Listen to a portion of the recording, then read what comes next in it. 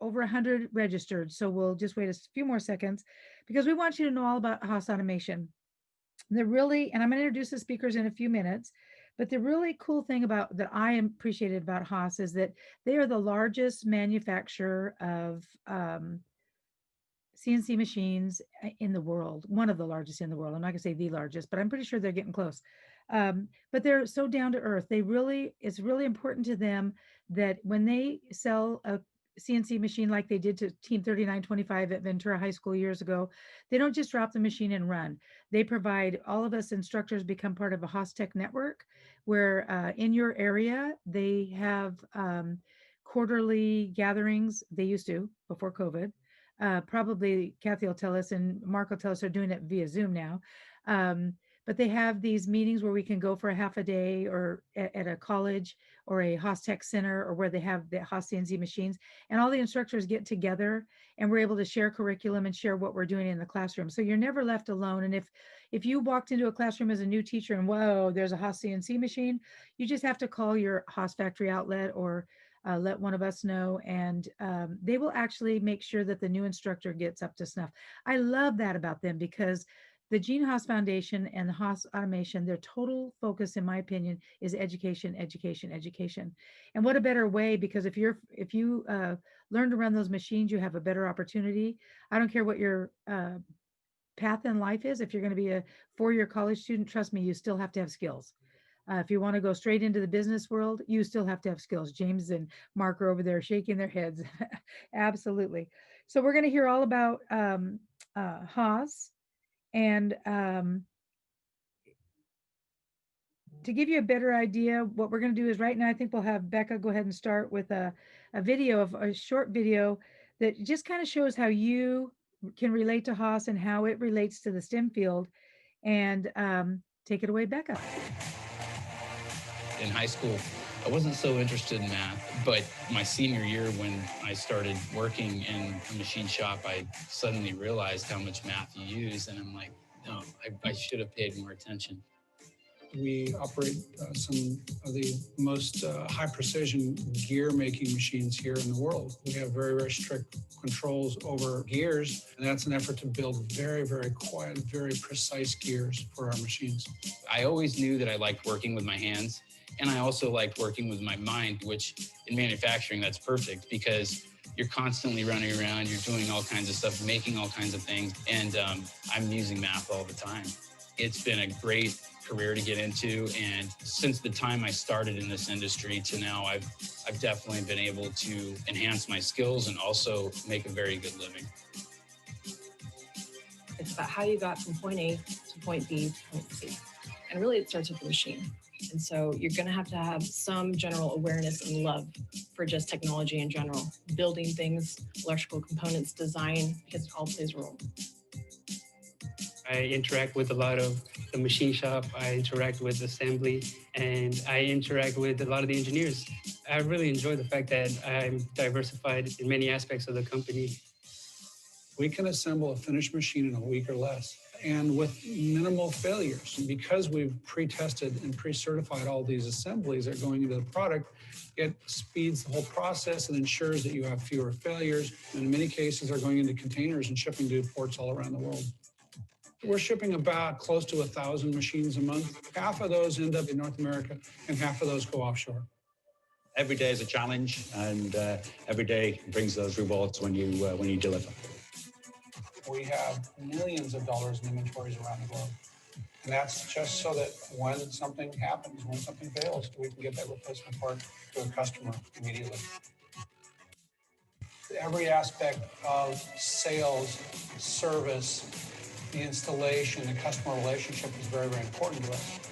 We established the Haas Factory Outlet Network, HFO, and with the HFO comes a number of quality standards. And that ensures that our customers can always expect a consistent experience from buying through delivery, through servicing of their product. The best part of my job is when I complete a project or resolve something for someone and the outcome is far better than they expected. My job is to support all of the HFOs throughout the world and The major job of that is answering questions. And the key to that is answering questions before people ask them. STEM fits into my job on a daily basis because I'm responsible for selling a product that's very technically oriented. This place, in many ways, is the epitome of STEM coming alive. It's just nonstop, and that's what I like about it. It's very fast-paced and always learning something new. In a manufacturing company, you can do sales, you can do accounting, you can do a hands-on job, you can be the company nurse. I mean, almost any job that you might get, there's probably a place for you in various manufacturing companies. I never in my wildest dream would think I would end up here, but I'm here and I'm embracing every minute of it. So thank you. That was awesome. You might have recognized a few people in there. Ken Fowkes is a former mentor and coach and teacher for robotics teams in Wainimi and Oxnard. And Kathy Looman, who I'm going to introduce next, is from the Gene Haas Foundation. There's just, Haas is amazing, as you can see. And by the way, all of that was filmed at their factory in Oxnard, right here in our backyard in Ventura County. In the future, Haas is going to be opening up a new manufacturing center in Las Vegas. So if you say, hey, I don't want to be in Ventura, I like it warm where it's warmer, you might have an opportunity there too. But I would like to introduce Kathy. Kathy Looman is you probably recognize her not just from the video, but she's a person that walks around our regionals with all these fabulous checks for our teams that have applied for the Gene Haas Foundation grant. So Kathy, I'm going to let you introduce yourself. Okay. Hi there. I'm Kathy. I'm a little more casual than in the movie today, but it's Saturday, right? So welcome to all of you. I see a lot of familiar names and especially familiar teams on the video. So a number of years ago, when Haas moved to Ventura, Gene started realizing that the first thing was some of the families that were leaving their kids home to come work at Haas. And he started supporting the Boys and Girls Club in Ventura and other charities in Ventura. And then as the H-Tech network, so H-Tech means Haas Technical Education Centers. But in some ways, we like to call it the Haas Technical Education Community, because any school that is working on Haas equipment, or we've kind of adopted the entire robotics community to H-Tech too, hoping that someday you guys will get the opportunity to work on Haas machines, is considered an H-Tech. So it's not something that you have to do a whole lot to get there. It's just being part of our community. And anyway, so Gene started the foundation to help support the community. And then as the H-Tech network grew and we put more and more machines in schools, he added millions and millions of dollars to the foundation to support education. Our budget next year is $22 million that we're going to give to schools and the community for education, for robotics teams, to help do the Ventura Regional, and we're building a headquarters in Henderson, which is in Clark County in Nevada, a second facility, and we're supporting the robotics teams over there too. And our main program for robotics team is a sponsorship, and it's about $2,500 per team for the sponsorship, but we also award scholarships for students who are going to continue in engineering or machine technology at a post-secondary level when you graduate from high school. Now, we moved our grant program deadline up this year. And one of the main reasons we moved it up is our checks were kind of getting late to the robotics teams, because our deadline was January 15th. And last year we had 487 schools we gave funds to. So by the time we read all those grant applications and get all those grants out the door, it was getting a little bit late in the year. So our deadline was actually December 1st, but we're extending it by 2 weeks, which means like this next Friday is your absolute drop dead deadline to get an application in for your robotics team sponsorship or scholarships for your H-Tech program. So that's this Friday, but I suggest you guys all do it this weekend. You got some time and get it done. It's a very simple application. We just ask you kind of what you're doing and where your school is, but we love pictures and stories. We want to follow your teams on social media. We want your teams to be a part of our family. So please remember to give us your social media addresses, send us pictures of your team. It's really easy to attach it to our website, our grant software. So go just to ghaasfoundation.org or Google Gene Haas Foundation. That's really the easiest way, and we're the first thing that pops up.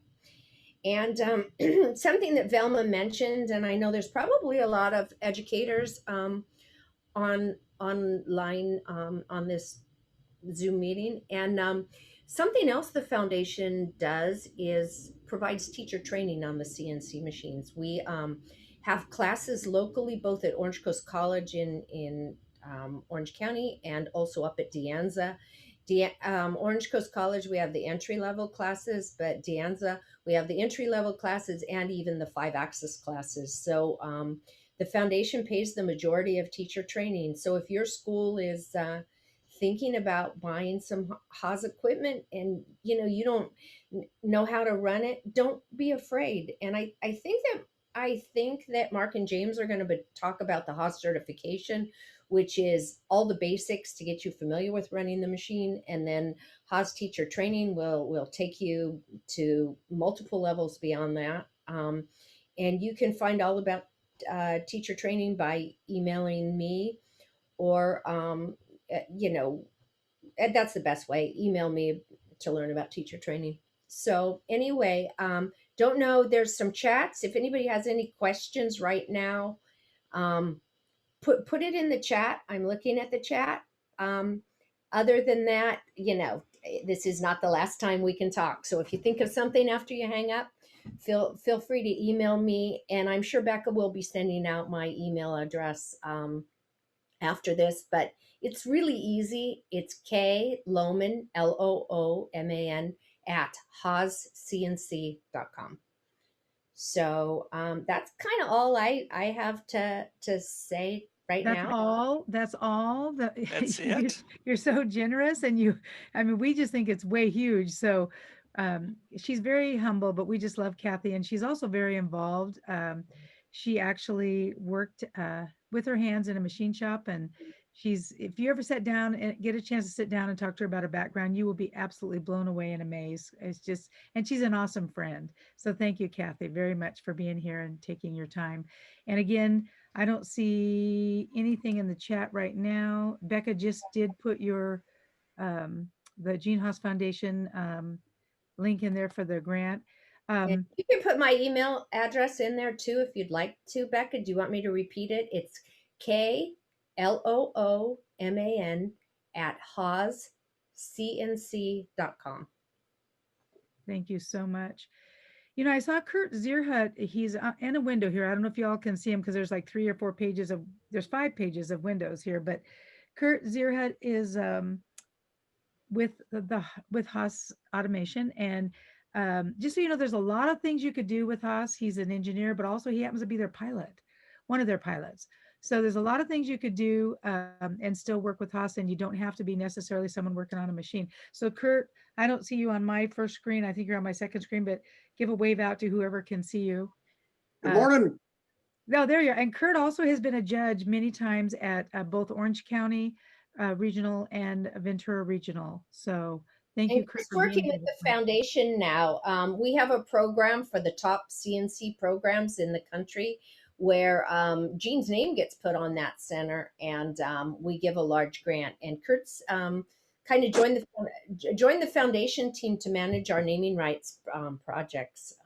So instead of going to the dark side, Kurt, you came over to the bright side, right? That's right. Yes, it's been an interesting year doing this for a year now. Awesome, Kurt. We really appreciate you coming on board. So next we want to introduce someone that I have known since high school.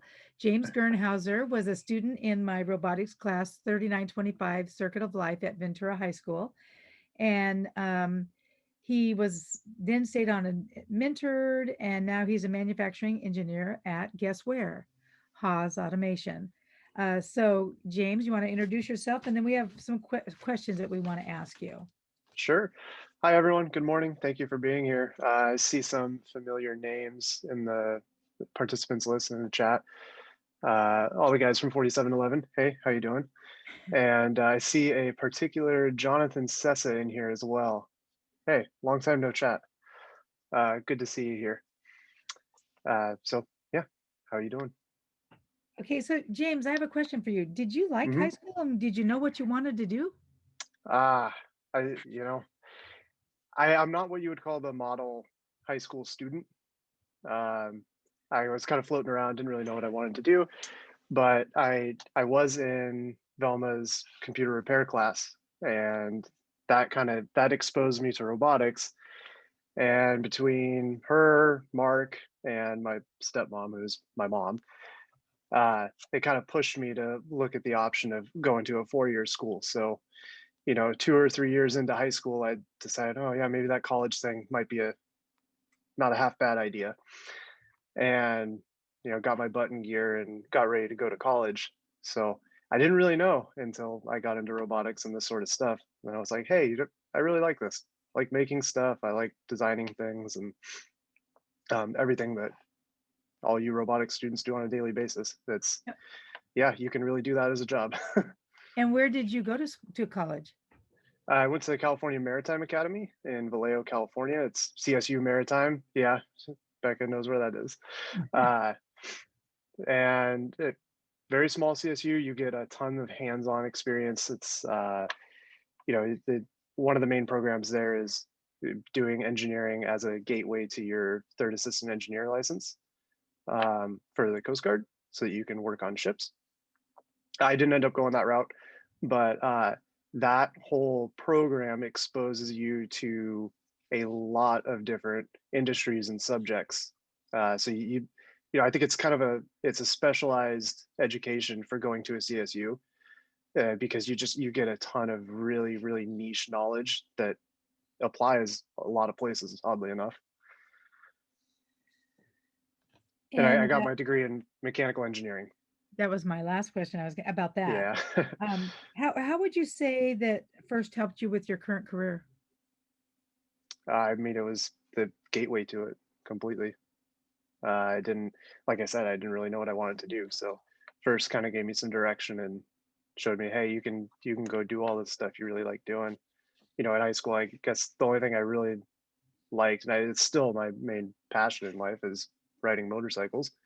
But that you couple that with engineering and you can do some really cool stuff. Awesome.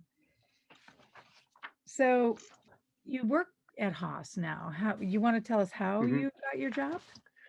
Yeah, so right after I graduated from college, I worked at this little automation shop in the Bay Area, right by where my school was. I had applied to Haas, but didn't get the jobs. So I worked there for a couple of years just to kind of, build my resume, get up to speed. And then I saw some positions open for manufacturing engineers and applied.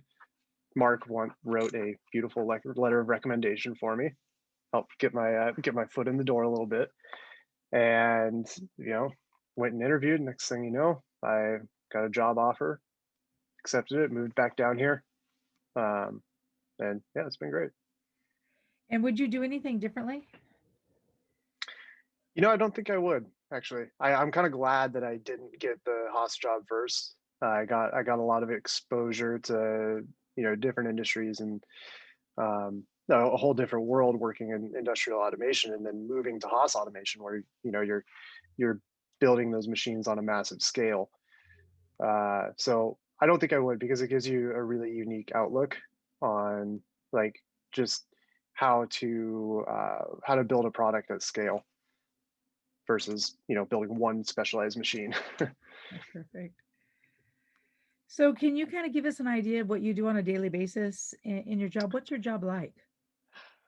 It's a lot. You get to do a ton. As a manufacturing engineer, you need to know a little about a lot, and sometimes a lot about a little. So right now I work in a productivity group or process improvement group. We're working on that move to Henderson. We're working on improving the way our machines are built. We're working on a ton of stuff. It's a lot because we're looking to increase our production. Our production is already pretty high. So I do everything from designing and machining, tooling, making all of our own parts, to figuring out how big bins need to be for little pneumatic fittings so that the guy has enough to last him a whole day. Hey, James, can you hear Changing me? routings. Yeah, I got you, Mark. So I was just going to mention this. You just said that you did a little bit of machining. So I sit next to hiring managers for manufacturing engineering. And if they've got a stack of resumes this big of engineers, smart people, right? But the world is full of smart people.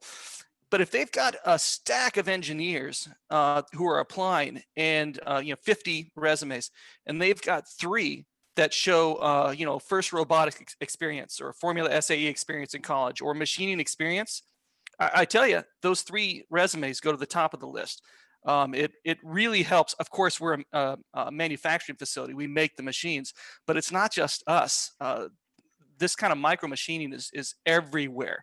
Here in Camarillo, every little engineering firm has a little machine in their back room, and you show up with just a little bit of understanding, and that's gonna that a letter of recommendation, and you've got a job in today's world. Sorry, I just want to jump in that, but Yeah, you are very unique. Well, I was just talking with my manager yesterday. Actually, we were joking that the requirement for new hires was going to be they have to know how to machine. I don't think he was completely serious, but it helps so much to be able to do that and to know that side of the world because a lot of times if you're looking for fast results and to finish a project quick, not only do you have to be the guy that designs the parts, you got to be the guy that machines it too. So being able to understand and know that is huge. Well, Absolutely. and since my husband and I owned a manufacturing company for over 40 years, I will tell all of you students, if you've ever been exposed to a Haas CNC machine, don't just say I've done machining. Say I have experience on a Haas CNC machine, because many, many businesses out there have their machines and they want to know that young people know how to operate them. So always be really specific. Something, if you guys don't mind me interjecting, something that I've noticed is, I mean, if you're just starting into robotics, the things that your team does, the designing, the engineering, keep a record of all that stuff. Take pictures of things, save those pictures, because that when maybe not on your initial resume, but when you get into your interviews, and if you can say, well, these are some of the things I worked with, and leave a packet on the desk of your interviewer. You don't know right now if that's what you're going to want to do or not, but save all that stuff you worked at, and make notes about what the thoughts behind designing things were, because it's that thought process that goes along with machining and what you learn by designing things yourself that is what employers really want in an employee down the road. Great advice. Great advice. Yeah, it's huge going from that process of going from an image on a screen, a part that you've designed, to something in your hand, is like being able to go through that whole process and know it start to finish. Very important. Really good skill to have. So James, you've kind of told us, but what words of advice do you have for these young people? Focus on, like I said, knowing manufacturability of parts is a huge thing. Knowing whether something can actually be made. You can design whatever you want, but if you can't make it due to the constraints of your machinery or the vendors available, whatever, it's kind of worthless. The other thing is, don't slouch on the soft skills. A lot of what my job is, like, basically going around to everybody in the loop, from the guys that receive castings for parts, to the guys that machine the castings, to the guys that assemble, and then additionally the guys that pack and ship the machines. So you have to be able to interface with a lot of internal customers. Of course, some days that's challenging, but it's rewarding when you get it right, and it's definitely good to be able to know how to communicate with all those players in the game. And I have one more question. We had put originally, we sent a draft agenda to your panel here, and I had put that you were working as a mechanical engineer, and you corrected me that it was manufacturing engineer. Do you Yeah. mind just kind of saying what the difference is? Yeah, so our mechanical design guys in the design engineering group, they design the machines. So they're the ones that come up with all the big ideas of how the machine should work, how it should look, all this sort of stuff. What our job is in the manufacturing engineering group is to figure out how to actually build it. So what's the best process that results in the best possible machine for the customer? At the end of the day, what we're always looking for is how can we build the best machine for the customer? And for education, that might mean making a machine that's super easy to work on and is very cost effective. So you can do a lot with not a lot of resources. Awesome. Yeah.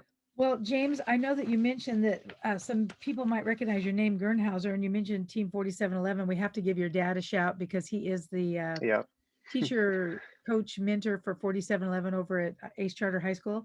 He actually took my job when I left Ace Charter. He actually left a very lucrative private business to become a teacher and a mentor in first. So just because later in life, when James was in college, this happened for him.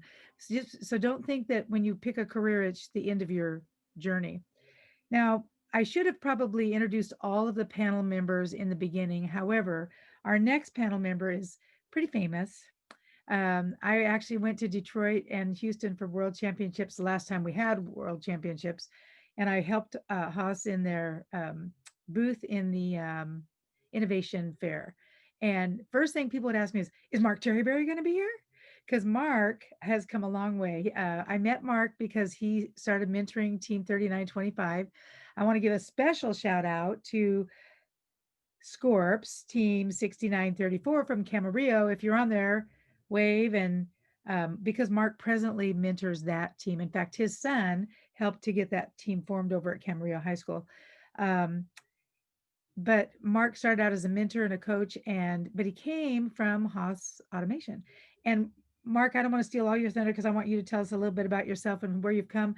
But I have to tell you that Mark used to do battle bots. And he actually, I'll never forget, he brought in one of his battle bots into our classroom. And the first thing I had to tell the students was, no, we can't build these because they're not safe. But he has an amazing background. So I want to welcome to the panel, Mark Terryberry. Hey guys, good morning.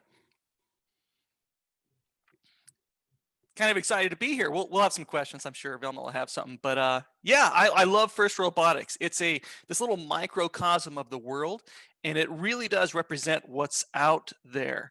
I remember James back in 2013, 2014, I don't know, but entire matches, and the mentors that are here for FIRST will know this. A lot of the matches are won and lost, of course, by the design and the manufacturing, and by the soft skills, choosing your alliances.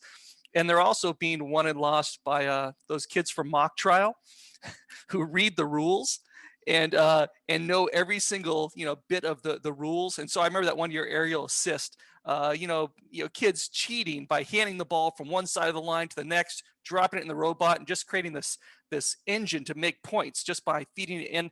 But people that read the rule books win the games. And whether we're talking about NASCAR or Formula One or, at my work, you're given a task and it's a very, specific objective. And that's what you're being measured on. And FIRST is just so good at just kind of covering all these bases, from the budget to the reading the manual to the manufacturing and seeing how things go together. And I've worked with a lot of NASCAR teams over the years. I build engine blocks and cylinder heads and superchargers and stuff. And for whatever reason, that world just really, really feels like I'm on a FIRST Robotics team. It's the exact same type of camaraderie and that same horrible night before the race where you're up way later than you should be because it didn't quite fit together. That is so real world and so very similar to the race teams that are out there. And that's just one of the reasons I just absolutely love FIRST Robotics. And it's just been a really, really fun experience. And so I'm sure I'll be orbiting this world for a long time just to see what everyone is doing. Oh, sorry, Velma, Mike. Thank you. I muted because my dogs were barking. I apologize. Working from home has its advantages and its horrible disadvantages. I really appreciate, Mark, that you mentioned the race teams because in the next segment, we're going to actually talk about the racing. For those of you that might not know, Haas has the Stewart Haas Racing, which we have 4 cars in NASCAR. I'm a major NASCAR fan. My 25th wedding anniversary included going to Daytona 500 and actually being taken around the track at over 120 miles an hour. It was really awesome. And they also have the Formula One cars. So Haas, there's so many things you could do if you ever want to get a career with Haas that you could do. Like I said, we have the pilot here with us. We have Mark, we have James. But Mark, I do have a couple of specific questions for you. You've just Sure. mentioned how your job has changed over the years, but what degree do you have? Do you have like an engineering? So I was going to school for engineering, and my first like real class for that type of thing was properties of materials. And he said, quit your job and go work someplace where they've got machines or at least engineers where they're designing parts. And so I was installing payphones, if you guys know what payphones are, way back when. And I was making bank. I was making a lot of money and putting it away, and more than all my friends. And that teacher I had says, "You're an idiot. If you want to go into manufacturing or engineering design, you're in the wrong industry, the wrong field. Go stand around machinists or engineers or designers." So I quit my job and I ended up running that place for 7 years. I loved it. I saw the machines and it was incredible. I turned in my units for a business degree and finished up a little business degree. Never got my engineering degree, but I'm sure an engineer at heart, a wannabe engineer. I love the process and the manufacturing and the robots. And so that's just, I saw that and I just wanted to be around it. And so that's where I've been. Um, and running that machine shop, my job, it really hasn't changed in 25 years. And this is why we couldn't find machinists 25 years ago. The local community colleges at the time, I was in San Diego County, Palomar, Miracosta colleges had shut down their manufacturing programs. You couldn't even find a place to teach you how to machine. They were gone because it was that odd time when they were switching over from manual hand crank machines to CNC machines. And there was just a little bit of a learning curve there. So there was a decade there where it was hard to find the classes that you needed. Luckily, we're past that, and almost every school has a really good program now. But I'm just saying that in that I spent most of my day as an operations manager at a machine shop training machinists because we didn't have any. So we would hire somebody off the street that knew absolutely nothing, and I would help get them up and going quickly. And so we would get them going on manufacturing, and they'd get the parts running, and then we'd hire somebody new, and we do the same thing. So really, it seems like my manufacturing career has really been about training machinists. And so when I came to work for Haas, I loved my job. I was an applications engineer. I still am. And an applications engineer just means that I know which button to push. And so if somebody had a problem, if Ferrari had an issue, they get a bunch of brand new machines and they need to send somebody over there to help them learn how to run it, then I'd get to go on a plane. So they put me on a plane. So I was in Italy for 2 months helping Ferrari learn how to use their machines, and a tough job. It was really, really rough. Somebody's got to do it, right? Somebody's got to do it. And so I've had this terrific experience of going around the world and meeting just fantastic people. And my joy is kind of going to trade shows or the first robotics competitions. And people will grab their cell phones and they'll show me what they're making. And I tell you, you think you know it all, and you never will. Every person that I meet shows me a picture, and I go, "Holy cow! I've been doing this wrong for 20 years," because everyone has a different perspective. And so I enjoy talking with people and connecting resources and teaching people. And so today I do the same thing. I'm an applications engineer, so I make adjustments to the manual, but we also make videos. We've got a YouTube channel, the Haas Tip of the Day. So if you've got a machine and you need some help with a certain whatever, we'll make a video on that and show people how to use their machines. And so I'm still kind of doing the same thing. I just love to make things. And like you mentioned, the BattleBot stuff before I came to work at Haas when I was back in Detroit. And yeah, so I make things, and I like being around people that make things and learning and sharing. There was a question in the chat. Had you considered putting together a playlist for someone that has little experience? And thank you, James, for answering.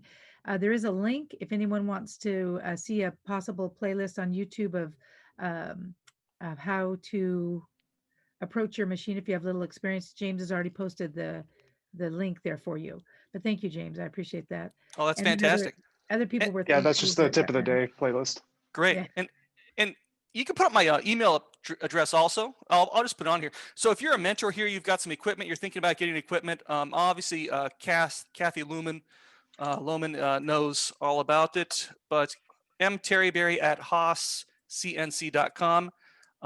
Really, if you get stuck with anything and you've got a Haas machine, give one of us an email, reach out, and we'll make sure to connect you to the right people. It's literally our job.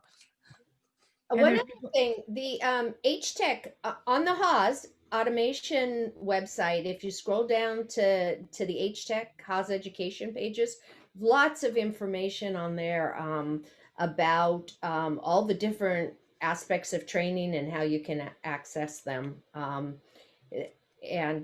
that's the HTech website, has lots of information for you on it. And well, I like think I said, the HTech is for educators. It's free. I used to go to their quarterly gatherings they would have, and they would share curriculum and share projects, and it's just. And then once a year they have a big education network. When we used to be able to get together in person, but we will again, right, Kathy?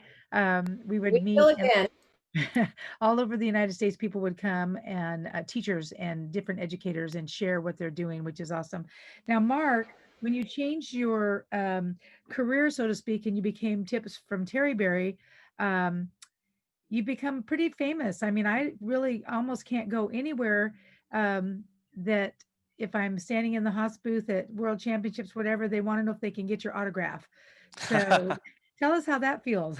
That's a very strange thing. So I'm a machinist. I make parts. That's all I've ever done, and I enjoy that. And so it's a funny thing when you see somebody on YouTube and then you connect with them in person. So yeah, it's fake. YouTube is fake completely. It's not real world in that regard. But I'm always excited to stop and talk with anybody about making stuff and what they're doing and learning in that way.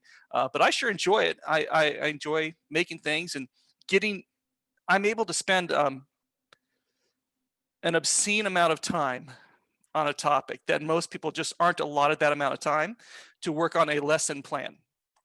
So I get paid for it, and I get to really research something, and I've done it for a long time, but you get to research something and portray it. So on a YouTube video, it's really easy to look very, very professional and smart and knowing, but you don't see the 2 days that we spent editing out all of the misstatements to get things right. And so people don't quite see that. So they might get a false impression of me.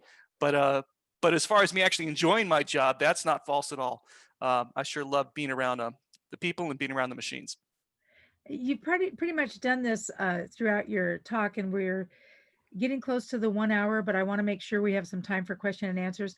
Just quickly, if you had any advice to give the students, what would it be? Any advice to give the students? Sorry, I'm thinking about this. It should be a quick answer. It depends on what your future is going to be. There's a different approach for everything, and it's FIRST Robotics kind of gives you a taste of all of these things.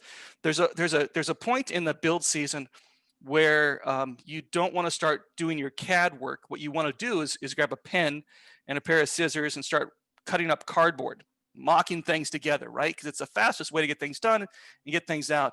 And then there's a second point where you need to say, you know what, this thing has to fit. It has to, when this arm extends, it's got to be below the 54-inch limit. Otherwise, the robot's not going to pass qualifications. At that point, you've got to just spend the time and learn how to use your CAD system. Learn how to do that type of thing. But in the midst of all this stuff and all this pressure, I really like what James was talking about earlier, the soft skills. I tend to focus on stuff. I like the I like knowing how a bearing fits into a chunk of aluminum and a shaft goes through. And it's exciting for me and I love it. And I love being in a small group working through those problems. But at the same time, the pressure of a build season will just turn everyone into evil people. You know, everyone just gets super driven, and it's a fantastic thing to see people, especially like yourself, Thelma, who is just, you know, such a high EQ, you know, holding the rest of us all together. And so it's just a perfect example of a real world situation where yeah, focus on the event, but just realize the people that you're working with, you're going to have to be working with them next year also. So do your best to make and keep relationships for the long term. And so if I was going to give any recommendations, it would be that it is to focus on the problem and also focus on the people. If you're even thinking about doing any type of engineering degree, a terrible practical thing is to get your math out of the way early. You know, don't miss semesters in math. Otherwise, it's really hard to catch up. But not everyone is meant to go that route anyhow. Tons of us are making great money as machinists or something without even a degree. And so there's options for everyone out there. But yeah, but kind of taking care of the people around you is not optional. Perfect. Thank you so much. And if, for those of you that might not know what soft skills are, those are the skills that you learn, like how to answer a phone, how to talk to people, how to be nice, even when you don't want to, how to smile when you're mad as crazy. And if you're in robotics, you already know all that anyway, right? Because that's what we do every build season, like Mark said. As we mentioned earlier, Haas Automation is not just into building machines and manufacturing. They actually have 2 race teams. Recently, in their Formula One season, they had a horrific crash, and everyone is still scratching their heads trying to figure out how the driver walked away from this in one piece. So Becca has a short video. Yeah, so it's amazing. You'll see this terrible wreck. It's insane. But at the same time, I think it's amazing that he walked away. But I don't know if I'd say it's a miracle, just because there are so many rules in this sport, in the same way that there's rules in FRC. So I don't know how many of you have gotten disqualified. Sorry, you have not gotten your sticker on the side of your robot. You didn't pass inspection, because the inspector might say, yeah, I just can't reach that power button. There's rules with FRC about where you can put certain things and the way you have to do things. And like if you've got a pneumatic system, it has to, you know, be, you know, safe and pre-charged here and not here. And, you know, so we don't get ourselves hurt. There's lots of ways we can hurt ourselves even with a robot. In this particular case, a lot of that, like that halo they're talking about, it's a beam that goes in front of you and off to the side, and those are mandated by the FIA. And there's a few different manufacturers that make them. It's made out of titanium and it's wrapped in carbon fiber. And the builder of the body, whether that's we at Haas, we use a company called Dallara in Italy to help us build a lot of our body parts. We design everything. I was there at the Ferrari factory as they pulled you know, Haas cars in and out of their wind tunnel. Oddly enough, though, I wasn't able to see the Haas car in the Ferrari wind tunnel because it's a separate team. And I was there on loan to Ferrari. And so I wasn't able to see anything that had to do with Haas because that's a different team. So they've got all kinds of rules, just like First Robotics, like build date, right? You got to stop building it at a certain time. Well, used to be. And so just crazy things. But Haas will design and build like the monocoque, the pod that the driver sits in. And I'm not sure if it's the same thing with the F1 cars as it is for NASCAR, but so I'm not skinny. I'm about $185, and I will climb into we have a NASCAR car from Tony Stewart, you know, back at the shop at the plant. And for a video, I was able to sit in there, and I was realizing I couldn't fit in. It just couldn't fit. My hips were too big. And then I realized to fit into this seat, I had to turn sideways, go into the seat, and then turn sideways again. The frame of the seat wrapped around my hip bones and would lock in. So if there was an accident, you couldn't be thrown out. And so there's all kinds of safety features on the car like that, and especially in F1 where the cockpits are all built custom for you. And the list of safety features, and I build parts, so I don't usually get to see the entire systems, but it's endless, the amount of technology that's involved. I know that the biggest thing with like robotics, a lot of the automation involved with driving, you put on, gyros, you'll try and mount up your limelight and get this thing to run in autonomous mode as best as you can. And you'll have little gyroscopes and you'll set your accelerometers, to get your distance and everything. It's very difficult. A lot of the drivers, not a lot of them, all the drivers in F1 have accelerometers built into themselves, and that you've got an earpiece that fits inside of your ear. And so I'm sure during this investigation, they knew the moment he wrecked exactly how many G forces he was subjected to. I think on the news when I was watching the race, they were guessing that it might have been something like 50 Gs, 50 times the force of gravity when he wrecked. But they knew this because they had sensors on him right there, a little thing inside of his ear with an accelerometer. And some electrical engineer designed that thing just for F1 when the rules were set up. And I wouldn't be surprised if he hadn't started out his career designing robots for an FRC team. But so that it's just endless amounts of little small details that go into the safety for a race team, and it's exciting stuff. And again, it just about every little bit of it relates directly to what we do on the robots. Kurt, did you want to add anything? Yeah, you asked Velma, I think, about safety and Haas Automation, how you approach this. It's certainly in the design of the tools, but in a slightly different direction, I can also verify for anyone who's been in a vehicle full of fuel and on fire. Yeah, I have. It has an amazing power to focus your attention on what you have to do. You become methodical, careful, and perhaps fast. Your mind focuses to exactly what you got to do in a sequence you got to do, and you get your hiney out of that fire. Yeah. And It's crazy. That suit that he's in, the fire suit, every little bit of that's designed, for safety. But in the interview, listening to Rojan, he was talking about how his gloves were turning black in front of him. But that's by design. When that glove is exposed to the heat, the act of it burning the glove slowly and turning black is actually taking the heat away from his hands as those gloves are turning black. And so some young engineer at some point thought all this through and figured it out. So it's pretty exciting stuff. If you do go on YouTube, there's an interview with the driver. And he actually talks about how he got out, what he did, and he talks about his gloves. And it was an amazing interview. I loved it. Can I interject one more item?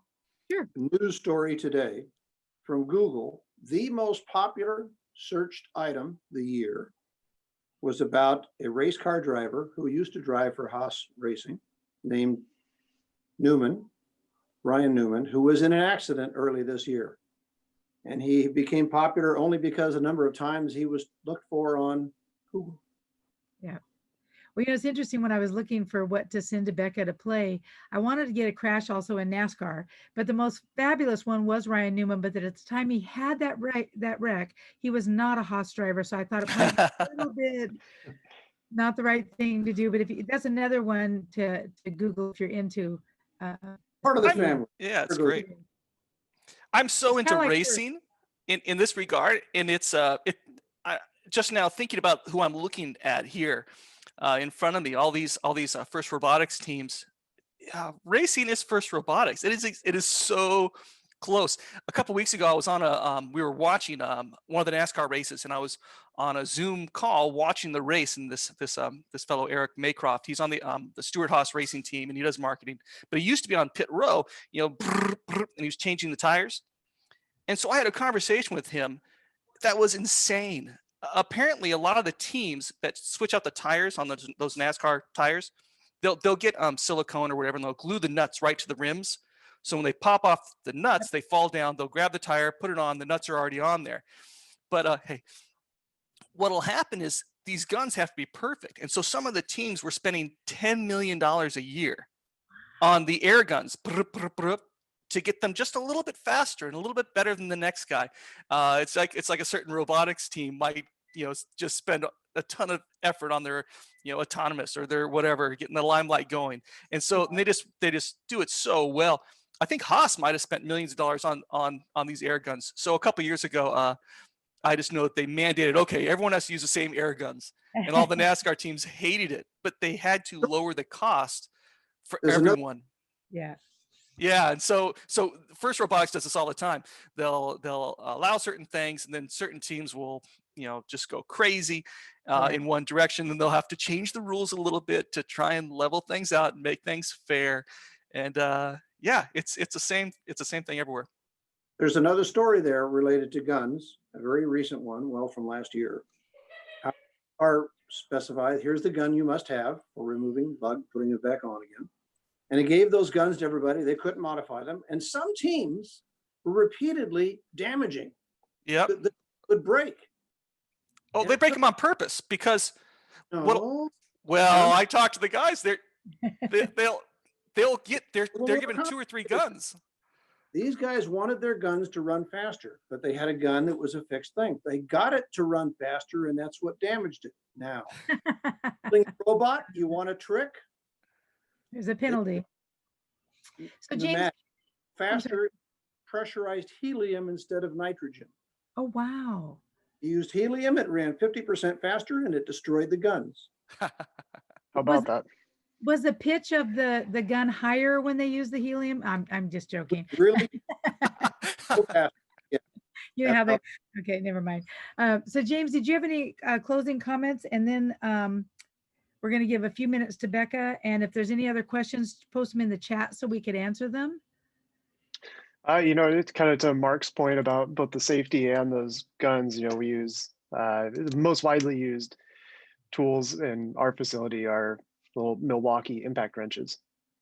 They're great, but yeah, we're always hunting for the highest performance thing, because if you can put screws in just a little bit faster, over 1,200 employees and about 60 machines a day, that those few seconds, it adds up. So you're real saying fast. it matters how fast you can change out your bumpers?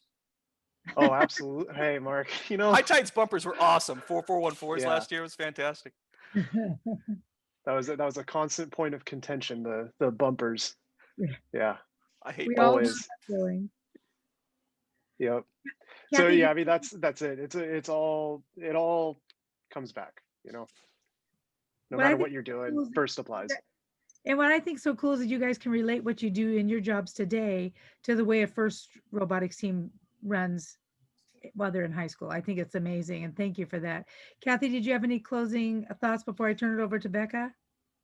Not really. I mean, I just encourage all of you kids that sometimes when you're in the process and when you're a kid, it's like life seems so long and things don't happen fast enough. But just enjoy your experiences and realize, especially when you're doing something like competing in FIRST Robotics, you are learning so many lessons that are going to help you in everything that you decide to go forward. And I mean, we've talked about how it parallels what they do in Haas Automation and what they do in racing, or what's done in racing, but it pretty much, what you do in a FIRST team almost parallels every single manufacturing operation everywhere. You're trying to make a product that's better, you're trying to make it less expensive, you're trying to make it faster, because you want to win. I mean, and it's life, and just enjoy it all, enjoy the process, and learn lessons from all of it. I do have a couple of things that came up in the chat. David Black, thank you for posting the learnhaascnc.com. Someone asked if there were any resources online besides YouTube for students to learn, and David Black from Team 696 posted a link. Make sure you check that out. Specifically for you, Mark, Hunter from 696 wants to know, if any, what entrepreneurial experiences have you acquired along your 25 some year journey? And if so, how have these experiences impacted your career today? Repeat that first part again about entrepreneurial. He wants to know if any, or what entrepreneurial experiences have you acquired along the way in your career? Oh, sure. There are different people who are just good at it. I tell you, one thing that I've just learned is when somebody has energy and they are devoted to a project, just meaning that they are crazy in a good way, focused on whatever, stay out of their way. Right. And so you've got this robotics team, and there'll be a certain kid who just wants to design the whatever launcher and whatever. It's like fantastic.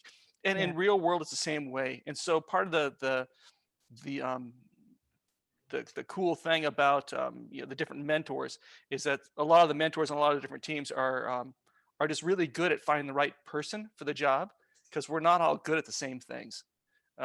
Everything's just so different. And so I got a business degree thinking that I was going to start a machine shop. And so I learned the accounting and everything else like that, and I loved it. It was great. But at the end of the day, I'm too focused on the nuts and bolts. I love the technology, and I love just talking with people about the stuff. And so I chose not to start my own shop, because I just don't have the same entrepreneurial spirit someone else does. But I can recognize that. And so I'm a really good second fiddle. I will find somebody who wants to get something done, and then I will help them get that done. And so there's just a weird thing of recognizing who you are. And at this point in my life, I kind of know who I am. But when I was younger, I didn't. Not that I wasted time. Everything I learned was worth something. But again, just realize that there's different people who are just built for different things. And half of this high school experience, college experience, is just finding out who you are and what you're built for. And FRC is just really good at doing just that. Yeah, awesome. Thank you. Something everybody might be kind of interested in is that Gene Haas himself, his degree is in accounting. Yeah, he's got a finance degree. A finance degree, and he has one of the largest manufacturing companies in the world. That's amazing. He's an engineer for sure, but he knows how to make it happen. Well, in reverse, we had a mentor at 3925 one time, and I knew he was a doctor in town, and his son was on my team. And he came and he started helping with the design and everything. Dr. Stellman, I think you met him, Mark. And I kept saying to him, but you're a doctor. Why? How? He said, I went to school, I became an engineer, realized I didn't want to be an engineer. I went back to medical school. So it could work in the reverse too. And he kind of approaches his patients with a real engineering mind, which is interesting. Marco from 4414, thank you for sharing that he's done FRC for 5 years now. He's been on 3 different teams. I don't know where I would be if it weren't for FRC. He's attending San Jose State University, and he's also on a Spartan Racing FSAE team. So thank you, Marco, for sharing that. Mark gave you some other things. David Black put some things on there. Paul says his business in aviation maintenance. So also reinforce safety to your robotics team. Absolutely. Safety, safety, safety. I will tell you, the first year before I became anything with FIRST, I was just a coach mentor. A teacher accidentally had his hand in the robot in the pits when they turned it on, and he ground the ends of his fingers. It was awful. So be really, really careful. Everyone, there's a lot of good stuff here in the chat. Thanking us. Thank you, everyone. I want to particularly thank Kathy and James and Mark and Kurt for giving up your Saturday, an hour of your Saturday. And Becca has some more information for us. You guys, this is great. I love this. I miss you all. I wish we had a regional, because I miss seeing you all, and I miss the hugs from all the mentors, and we'll get back there someday, I'm sure. So Becca, take it away. Well, thank you everybody for attending today. This is, for me especially, this has been wonderful to see not only our speakers and our panelists, but everybody here who's, asking questions and participating. But it's stories like this that are being told today that are amazing, and more people need to hear about them. But we also want to hear more about your stories. We want to tell the story of FIRST in California. So in the chat, I just added, if you have, if your team is doing something amazing in the community that you want to share with us, or maybe there's a team member, or maybe you have a workshop coming up that's available for everybody that you want to share, make sure you're sending those stories to us. So in the chat here, I put a submit stories link. Also, make sure you're connected with us on Instagram, Facebook, because I love sharing out other posts and stories or highlights and whatnot. So really all I'm asking is connect with me, reach out to me, whether it's through email I just put in here. Even better than email sometimes is just reaching out to me through Instagram messaging. That's really the quickest and the best way to reach me, honestly, if it's just something quick. So I'm here as your resource. So I just want to let you guys know that. And I really look forward to hearing more from you guys. So thank you. And please check your FIRST California newsletter. There's a couple other fabulous, just as this was, webinars coming up. And again, we recorded this. So if you know of a team that couldn't get on, or maybe they didn't get their link in time or something, it is being recorded. Becca will have it posted, and the link will go out in our next newsletter at the end of the month, so that a teacher can use this in the classroom. And Mark, James, Kathy, Kurt, and Becca, thank you so, so much. I'm so excited because I love FIRST, I love manufacturing, and I love all of you. Happy, happy holidays.